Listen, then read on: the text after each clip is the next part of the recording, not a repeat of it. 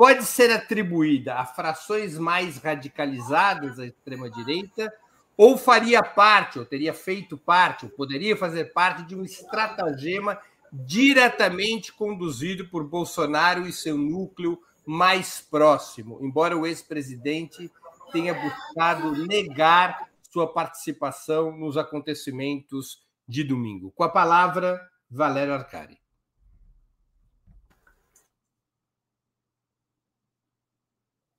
Está sem som, Valério. Penso, em primeiro lugar, Breno, que é evidente que o Bolsonaro é responsável pela aventura golpista de ontem. Evidentemente, ele incentivou, que tem como estratégia democrático, liberal. Essa é uma das razões, entre outras, que levou a um afastamento, uma ruptura de uma fração da classe dominante com a sua tentativa de reeleição. Ao incentivar o golpismo, Bolsonaro é responsável, ainda que indireto, pela sublevação de ontem. Não é inocente. E o endereço, o destino da investigação é descobrir quem comandou a operação política de invasão do Congresso, do Planalto e do Supremo Tribunal Federal. Mas ela tem como destino a responsabilização de uma medida diretamente, ou aqueles que são mais são seu núcleo duro, esteve diretamente envolvido na preparação desta operação, só será possível de saber depois de uma investigação. Não há outra maneira a não ser através de investigação. Portanto, a resposta direta à sua pergunta é que nós, neste momento, não sabemos.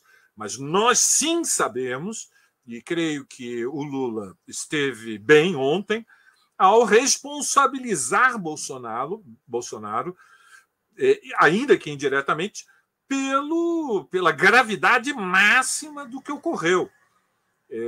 Evidentemente, nós estamos numa sociedade fraturada, nós estamos numa sociedade da burguesia apoiou a reeleição, a tentativa de reeleição. Infelizmente, uma parcela importante da classe trabalhadora também votou no Bolsonaro, portanto, nós estamos num momento em que, apesar da vitória eleitoral e da mudança da relação política de forças, a todo o hoje está sendo construída, neste momento, enquanto nós estamos aqui conversando, nas ruas, em São Paulo, na Avenida Paulista do Brasil, está sendo construído nas ruas uma resposta que vai além da nomeação do Capelli, ex-presidente da UNE, como interventor, e o deslocamento do Ibáñez à frente do governo do Distrito Federal. Mas a resposta institucional não é o bastante, cabe à esquerda, aos movimentos sociais, assumirem também um papel, porque será nas ruas que nós vamos mudar a relação social de forças que exige o julgamento e, no limite, a condenação e a prisão de Bolsonaro. Prêmio. José Dirceu. Não há dúvida nenhuma que tem comando, foi planejado. Tem participação ativa de órgãos de inteligência e militar. E que o Bolsonaro está por detrás. É ilusão achar que ele foi que ele entregou os pontos e foi para Orlando passar o Natal no Novo lá. A ida do ex-secretário de Segurança Pública, ex-ministro da Justiça, delegado da Polícia Federal para os Estados Unidos, diz tudo. Isso que eles estavam vindo para Brasília. A história dos acampamentos é mais grave, porque é inacreditável. Imagine se o MST e a CUT fizessem acampamento. Então, há conivência, omissão das Forças Armadas. É tortuosa, ilegal, assintosamente desrespeitosa ao comandante-chefe das Forças Armadas. Revela que há uma não aceitação da legalidade, da Constituição, do resultado eleitoral por parte de facções. Isso não enfrenta isso. O resultado nós tivemos ontem. Nós tivemos ontem o resultado. Estimula isso. porque todos eles esperavam, e obedeceram, também porque elas não têm condições internas e externas de fazer o contrário, e também porque adotou as medidas que a lei e a Constituição permite, que o presidente da República não pode. Eu fiquei surpreso, porque eu esperava 90 dias, esperava intervenção do Estado, porque é evidente que o Ibanez foi conivente.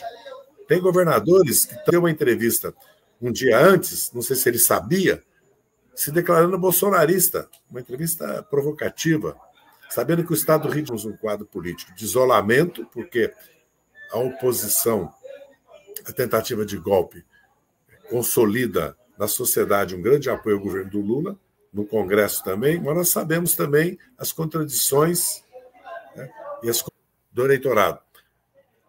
Todos que acompanharam as ocupações nos quartéis e ficaram perto, observando, viram o apoio que tem de uma parcela importante da população que passa em frente aos quartéis e de uma minoria. Nós estamos tratando de um problema político grave, institucional.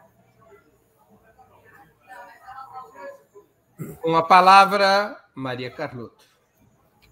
Não, eu concordo totalmente, José. Você tirou as palavras da minha boca, porque eu ia dizer o seguinte: bom, o Bolsonaro tem responsabilidade política, é absolutamente evidente, né? Ele não reconhece, além dessa responsabilidade política, uma responsabilidade jurídica efetiva, a investigação vai dizer. Porém, só alguém muito ingênuo pode achar que o elo entre Bolsonaro não pode ser coincidência, que o Anderson Torres tenha ido para os Estados Unidos, né? Se encontrar... Anderson Torres, que foi ministro da Justiça de Bolsonaro. Não, exatamente. E que na semana passada já havia uma portaria do Flávio Dino, né, que era um sinal claro para o Ibanez Rocha suspender a nomeação dele. E o Ibanez não fez. E eu queria lembrar que no final do ano passado, eu disse claramente no programa que o Ibanez tinha uma enorme responsabilidade, que ele tinha investigado para comprovar, mas assim, é claro que existe uma atuação direta do Bolsonaro e do bolsonarismo. E no mais, né, o Bolsonaro ele sempre faz isso, porque como ele está, né, ele sabe que ele está cometendo crime, né, ele flerta o tempo inteiro, né, ele oscila.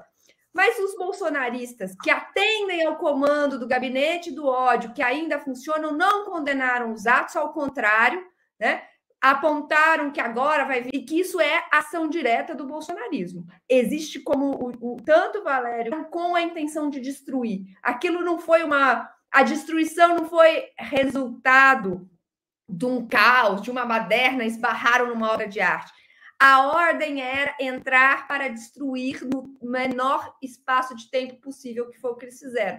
Em 2 horas estava tudo destruído. As imagens falam por si. Então, eu acho que tinha, sim, tem comando, e tem comando bolsonarista, para não falar, né, das Forças Armadas e das polícias que também